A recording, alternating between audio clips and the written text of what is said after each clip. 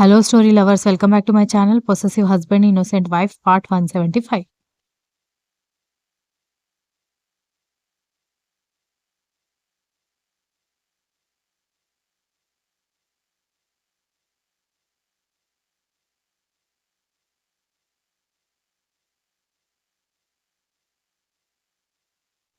మర్నాడు ఉదయాన్నే అందరూ కలిసి దక్ష వాళ్ళ ఇంటికి బయలుదేరిపోయారు. ముందే పిల్లల్ని దక్ష స్కూల్‌కి పంపించడంతో వాళ్ళకి ఆ రోజు పెళ్లి చూపులున్న విషయం తెలీదు.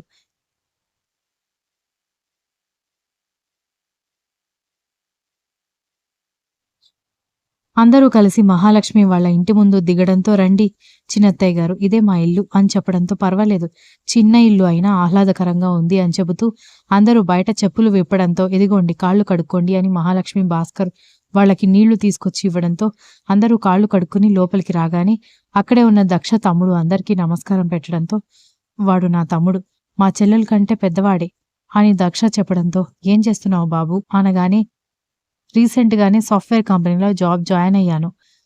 అత్తయ్య, నెలకి 50,000 వరకు సాలరీ వస్తుంది అనగానే పర్వాలేదు. మీ అమ్మా నాన్న చాలా కష్టపడ్డారని మా అక్క చెప్పింది. వాళ్ళ కష్టాలన్నీ తీరుస్తున్నావన్నమాట అనగానే మా చెల్లెలికి కూడా జాబ్ చేసి ఇంకాస్త తోడుగా ఉండాలని ఇష్టం. కానీ ఈలోపే పెళ్లి డిసైడ్ చేస్తున్నారు అనగానే నోరు మూసుకో అని మహాలక్ష్మి కొడుకు తల మీద ఒకటి పీకింది.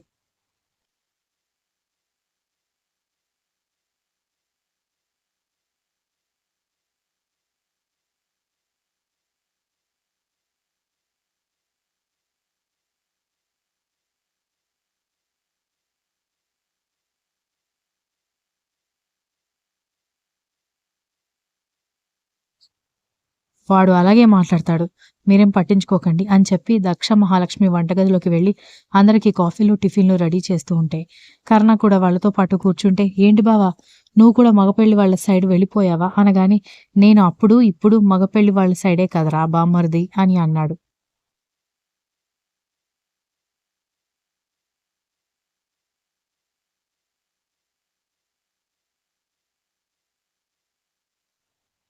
ఇది అన్యాయం బావా! మామూలప్పుడు వచ్చినప్పుడు మాలో మనిషిగా కలిసిపోతావు. ఇలాంటి సందర్భాల్లో పరాయివాడిలాగా ఉంటావు. నీళ్లు ఏ పాత్రలో పోసినా ఇమిడిపోయినట్టు ఆ పాత్రలో నీకు కన్వీనియంట్‌గా ఉన్నప్పుడు సెటిల్ అయిపోతావు అని వాడు మొండి చేస్తున్నట్టుగా చెప్పడంతో అందరూ నవ్వుకుంటూ ఉంటే, లోపల దక్ష చెల్లెలు రెడీ అవుతుంటే, చెల్లెలు ఎలా రెడీ అయిందో చూడ్డానికి వెళ్ళింది దక్ష.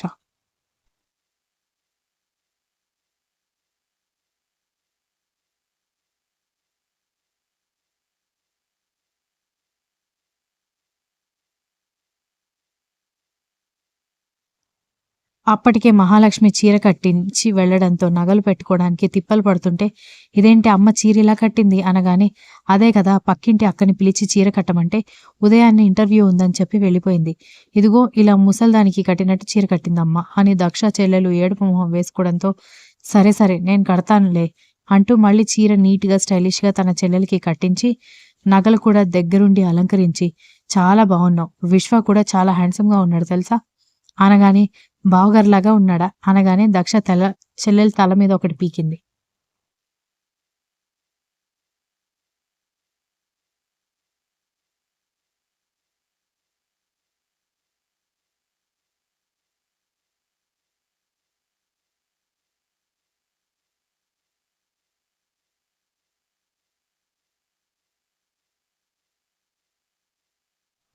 అబ్బా! కుళ్ళిపోకే తల్లి.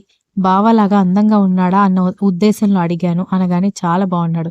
ఇంకా అమెరికాలో పెరిగాడు కాబట్టి ఇంకా ఫెయిర్‌గా ఉన్నాడు అని చెప్పడంతో, అంటే బాయిలర్ కోడిలాగా ఉన్నాడా? అనగానే ఏంటా మాటలు? బయట కూడా ఇలాగే పిచ్చి పిచ్చి మాటలు మాట్లాడకు అని దక్ష సీరియస్‌గా చెప్పడంతో, ఈలోపు మహాలక్ష్మి టిఫిన్స్ ట్రే లోపలికి తీసుకొని వెళ్లి, కానివ్వండి వాళ్ళు మన కోసం వెయిట్ చేస్తున్నారు. ఎంతసేపు కూర్చుంటారు అని అంటూ కూతురి చేతికి ట్రే అందించడంతో వాటిని తీసుకొని దక్ష చెల్లెలు నిలబడి చాలా నర్వస్‌గా ఉందక్క అనగానే, ఏం కాదు అక్కడ అందరూ మనవాళ్లే కదా ఉన్నారు అని చెప్పి బయటికి వచ్చారు ముగ్గురు.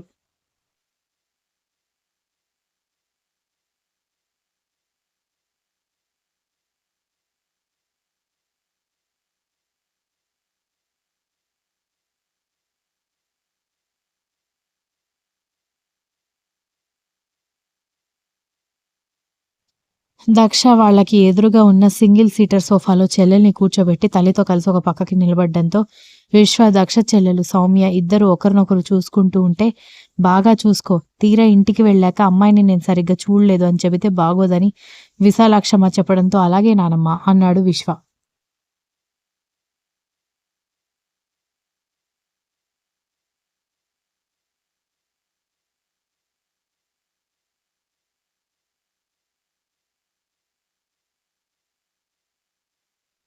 సౌమ్య, విశ్వ ఇద్దరూ ఒకరినొకరు చూసుకుంటూ ఉంటే, ఇలా అందరూ జాతరకొచ్చినట్టు గుంపు గుంపుగా కూర్చుంటే పాపం వాడు మొహమాటంతో ఏం మాట్లాడతాడు, కాస్త వాళ్ళని పెరట్లోకి వెళ్ళి మాట్లాడుకోనివ్వండి అని కర్ణ చెప్పడంతో, ఇలాంటి వాటిలో నీ బ్రెయిన్ బాగా పనిచేస్తుందిరా అని బామ్మ వెటకారంగా చెప్పడంతో, ఆ మాత్రం లేకపోతే యూత్ ఎలా అవుతాం నానమ్మ అనగానే విశాలాక్షమ్మ ముక్కున వేలు వేసుకుని, ఎవర్రా ఇక్కడ యూత్, ఎప్పుడైతే పిల్లలు పుట్టి వాళ్ళకి 5 ఏళ్ళు వచ్చాయో అప్పుడు నువ్వు కూడా అంకుల్ అయిపోయావు, నువ్విప్పుడు యూత్ కాదు అనగానే నానమ్మ అన్నాడు కర్ణ.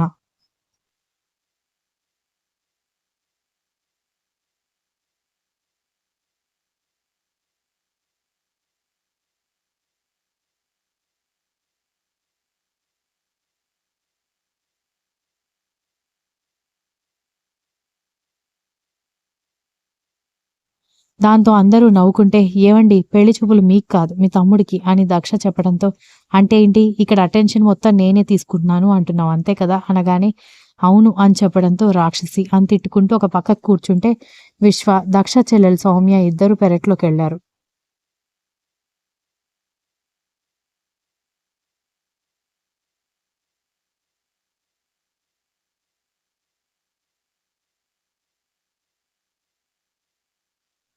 నీ పేరేంటి అనగానే, పేరు కూడా తెలుసుకోకుండా వచ్చారా అని సౌమ్య అడిగేసరికి, ఫోటో కూడా చూడకుండా వచ్చాను, నిన్న ఎంతో బ్రతిమాలితే నీ ఫోటో వదిన నాకు పంపించింది అనగానే సౌమ్య అతని ఫేస్ చూసి నవ్వుతూ ఉంటే, నా ఫేస్ మీకు అంత కామెడీగా కనిపిస్తుందా అనగానే, లేదు చాలా క్యూట్గా మాట్లాడుతున్నారు అనగానే వెంటనే విశ్వ సిగ్గుపడుతూ తనకి థ్యాంక్ యూ అని చెప్పడంతో సౌమ్య నవ్వుతూ, నా పేరు సౌమ్య, నీ పేరు కూడా నాకు తెలీదు అనగానే, నా పేరు విశ్వ అని అన్నాడు.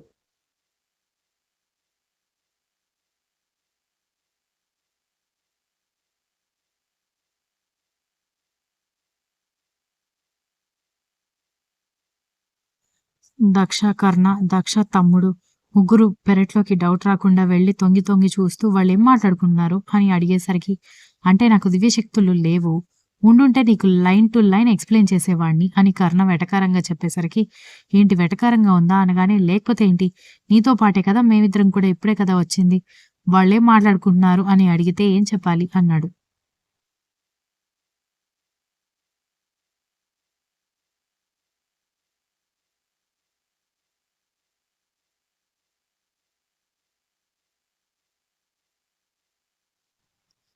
దక్ష కోపంగా చూస్తూ చీర కొంగు తెగ నలిపేస్తూ ఉంటే, అయితే నేను మీకు ఓకేనా అని విశ్వ అడిగేసరికి, మీరు అమెరికా రిటర్న్, మీరే నేను మీకు ఓకేనా కాదా చెప్పాలి అనగాని, అదేంటండి మిమ్మల్ని మీరు ఎందుకు తక్కువగా చేసుకుంటున్నారు అనగాని, నేనేమీ చేసుకోవడం లేదు, మామూలుగానే అందరి అభిప్రాయం అలాగే ఉంటుంది కదా, అందుకే అడుగుతున్నాను అనగానే, మీరు నాకు బాగా నచ్చారు అని విశ్వ చెప్పడంతో నవ్వుతూ థ్యాంక్ యూ సో మచ్ అని చెప్పేసరికి, మరి నేను మీకు నచ్చానో లేదో చెప్పరేంటి అన్నాడు విశ్వ.